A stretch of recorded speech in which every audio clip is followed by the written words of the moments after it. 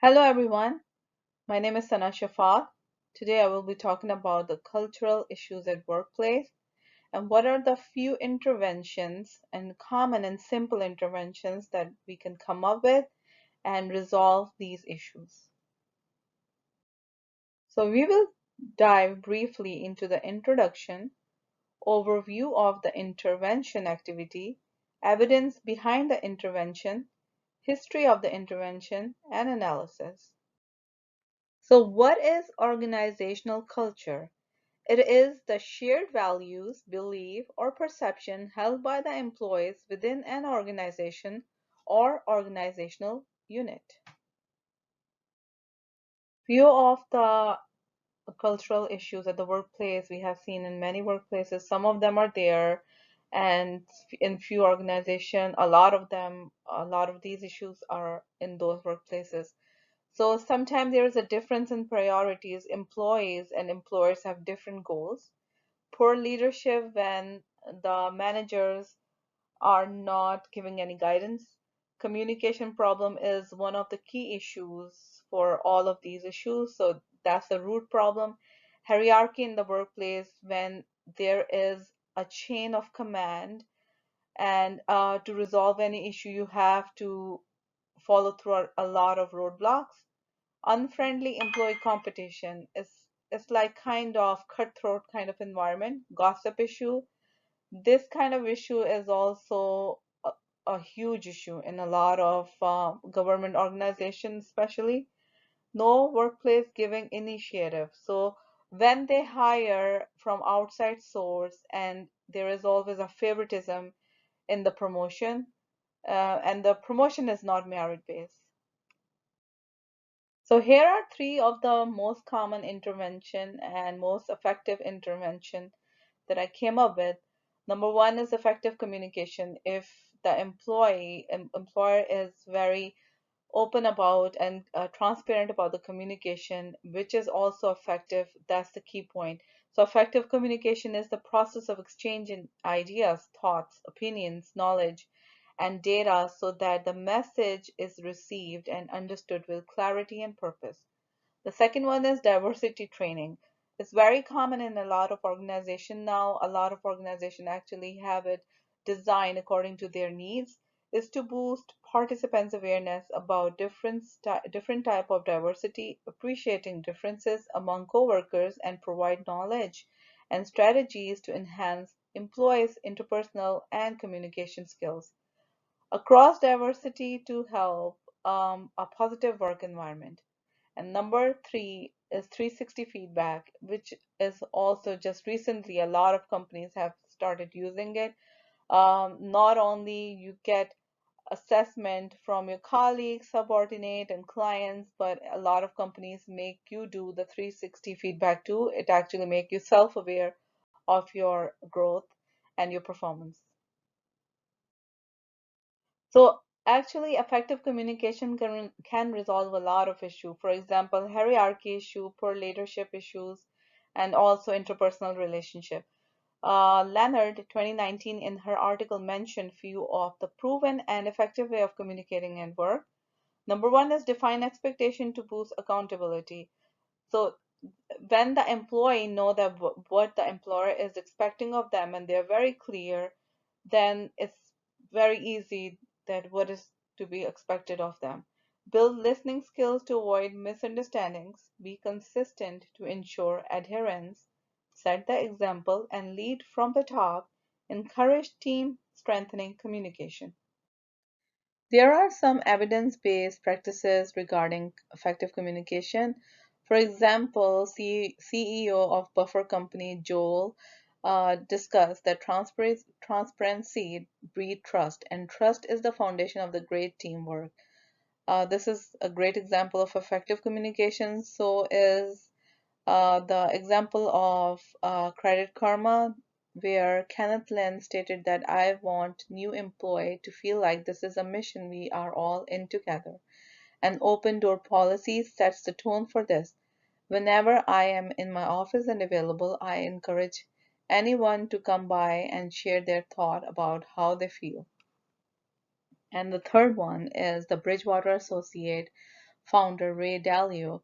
He said that we get at truth through radical transparency and putting aside our ego barriers in order to explore our mistakes and personal weaknesses so that we can improve. Same goes for the HubSpot co-founder Dharmesh Shah. He spoke about his app as Dharmesh Anything. It was intended to enhance the communication between the CTO, management, and the rest of the workforce, but promoting a culture which valued questions and discussion. HubSpot increased the effectiveness of his work. So, of course, there is a pros and cons of any intervention, even the effective communication, believe it or not. For example, we know all the pros of effective communication is promote understanding.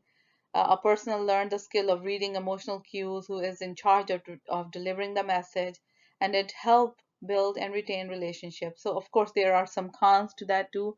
A clearly delivered message doesn't prevent negative acknowledgement. So if there is a bad news, even if it's transparent and communicated well, it's still a bad news. And same goes for when receiving parties are not open to the messaging. Even properly communicated message fall on dead ears. So the second intervention is diversity training.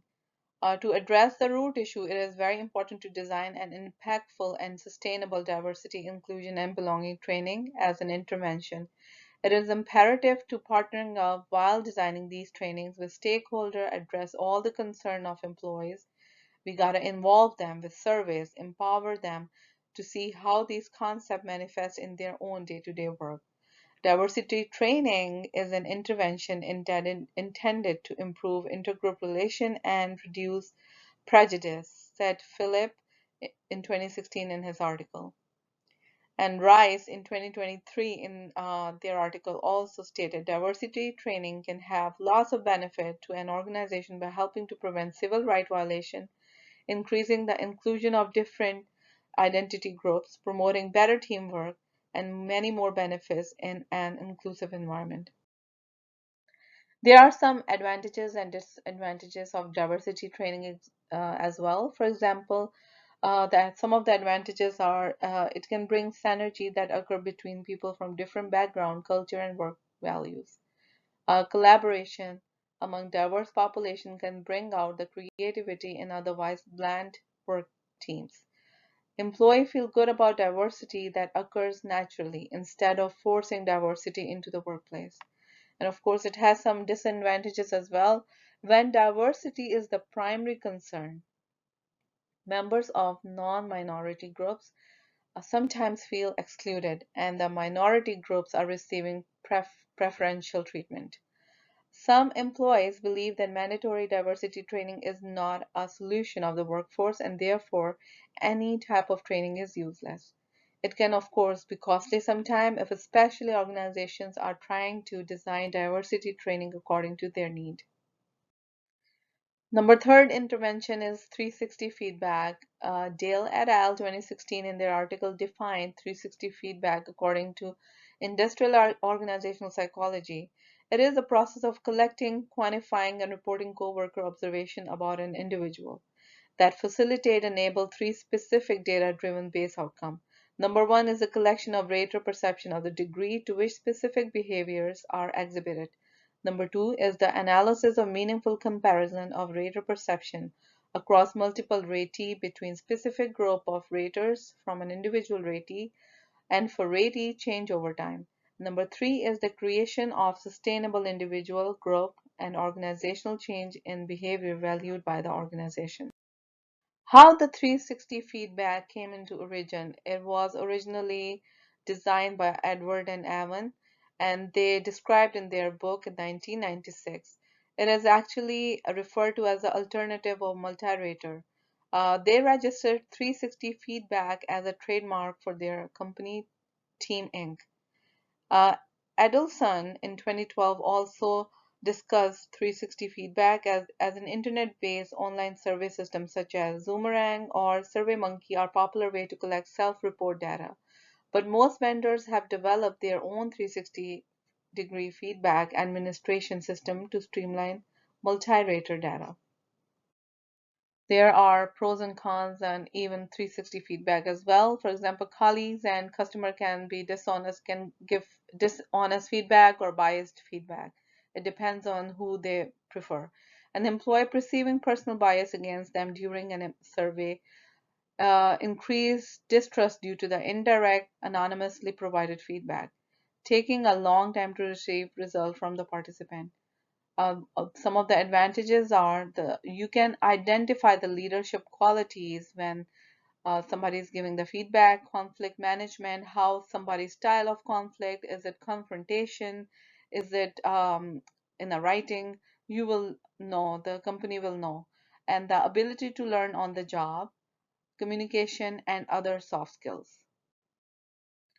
All of these interventions are definitely have been proven effective in the past. As we discussed, there is a history of a lot of companies using them.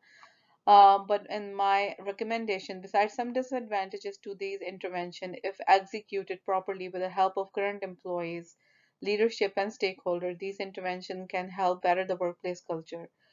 The best solution to make it a fun place where employees look forward to come to work.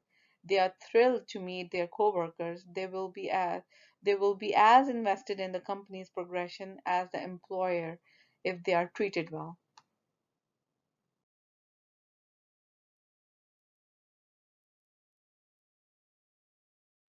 Thank you so much for your time. Have a great weekend.